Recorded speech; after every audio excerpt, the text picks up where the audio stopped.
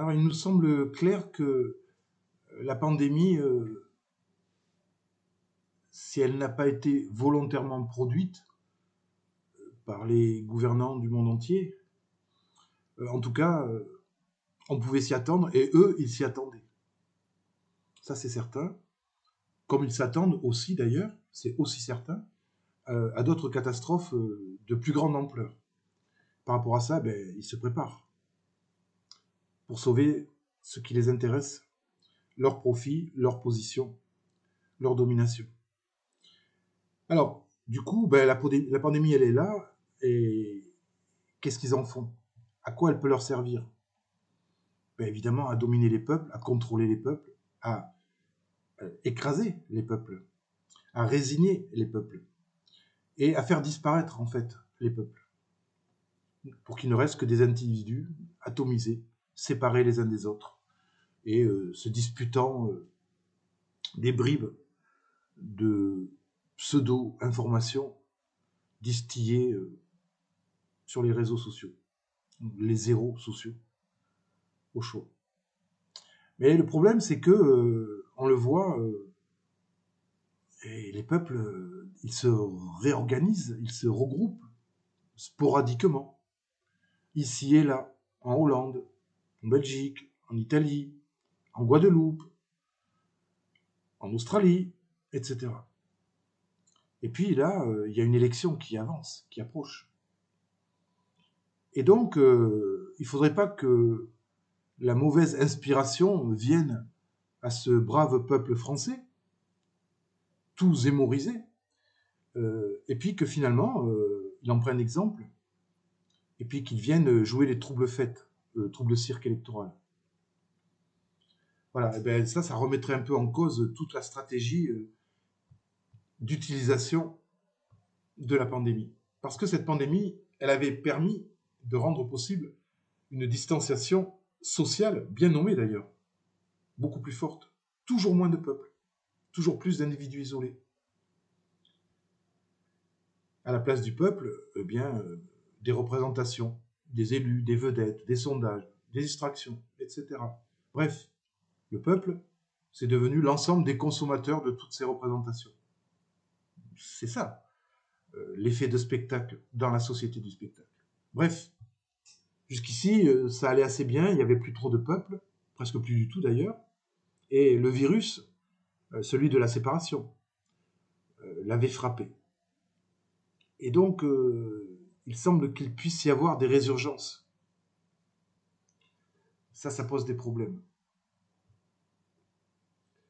Alors, on peut s'attendre à ce que nous soit annoncé tout prochainement de nouvelles mesures de limitation des possibilités de manifester, de s'exprimer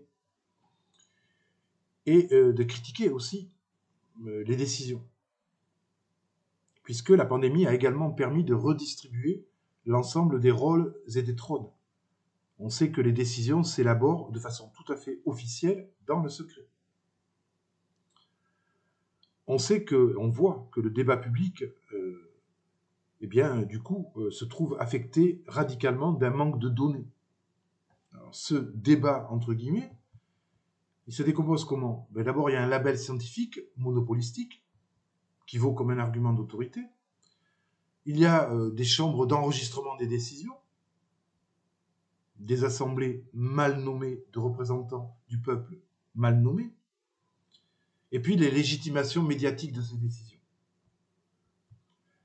Il y a aussi quelques oppositions. Alors, il y a ceux qui acceptent l'ensemble des décisions, mais ils contestent des détails. Il y a les oppositions qui contestent certaines décisions, mais ils acceptent les décisions centrales, par exemple le choix du tout vaccinal. Et puis, il y a quelques oppositions qui contestent les décisions centrales. Alors, à ce stade, on voit bien que les décisions centrales, par exemple mettre à tous les niveaux le paquet sur le vaccin, freiner, dissuader, voire interdire dès le départ et à tout moment toute autre alternative, ces décisions sont majoritairement acceptées par le peuple matraqué mentalement d'abord, c'est-à-dire par les spectateurs.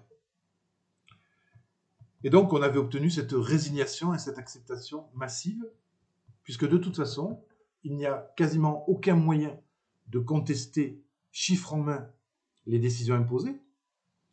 Les dirigeants sont les maîtres des chiffres, les prestidigitateurs, et ils peuvent se contredire d'une semaine à l'autre. Il n'y a personne pour le contester de toute façon. Ça fait un petit spectacle amusant à la télé ou à la radio, sur les réseaux sociaux, ça va pas très loin. Et puis, les contester, ces décisions, ça revient à être marginalisé volontairement, ce qui est beaucoup plus difficile et fatigant à assumer que la servitude volontaire. Du coup, à quoi on a assisté? Au fait que les spectateurs, c'est-à-dire ceux qui tiennent lieu de peuple, applaudissent majoritairement aux décisions. Et puis ceux qui applaudissent pas, ils sont l'objet d'un rejet, ce qu'on appelle un peu la cancel culture, officialisée. Après, si l'opposition est un peu trop grave, on va l'enfermer dans des étiquettes. Vous savez, complotisme, c'est facile. Ça fonctionne. On a bien formaté le peuple pour ça. Caricature, ridiculisation, bouc émissaire, menace, délation, censure, et puis répression, évidemment. Alors, toutes ces techniques d'exclusion sont d'autant mieux acceptées par les spectateurs qu'elles vont leur donner un petit pouvoir sur autrui. Tâton passe, qui va compenser leur impuissance sur leur propre vie. C'est un des principes de base de la servitude volontaire. Donc, au final, il reste des morceaux divisés de peuple, centralement réduits à l'état de spectateurs, pris en charge par des marionnettistes, et puis des minorités qui vont être pris en charge par des partis minoritaires, mais acceptables, selon les critères du spectacle, ou bien inacceptables et qui seront traités comme des indésirables et rejetés. Puis enfin, il y a quelques voix isolées, comme les individus que nous sommes sont isolés, quelques voix de chercheurs, de penseurs, de scientifiques, dissidents, qui, contrairement aux aboyeurs officiels et accrédités, n'auront le droit à aucune erreur, aucune approximation, contrairement aux décideurs et aboyeurs officiels, qui peuvent se contredire d'une semaine à l'autre. Mais là, la moindre erreur, le moindre flottement dans l'interprétation, leur vaudra un discrédit implacable et qui sera évidemment relayé médiatiquement par tous les journaux, pas seulement ce qu'on appelle les journaux mainstream, même des journaux soi-disant opposants,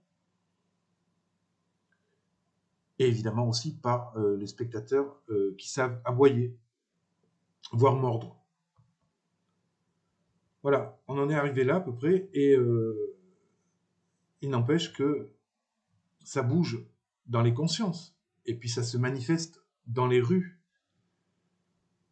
Alors, il faut faire quelque chose, et donc, on va produire une nouvelle version de la pandémie, et une nouvelle version du spectacle de la pandémie, de sorte que on puisse légitimement empêcher, à défaut de pouvoir réprimer, les mouvements de contestation qui auraient la mauvaise idée de s'exprimer et de prendre exemple sur ce que font nos frères et nos sœurs un peu partout dans le monde. Voilà.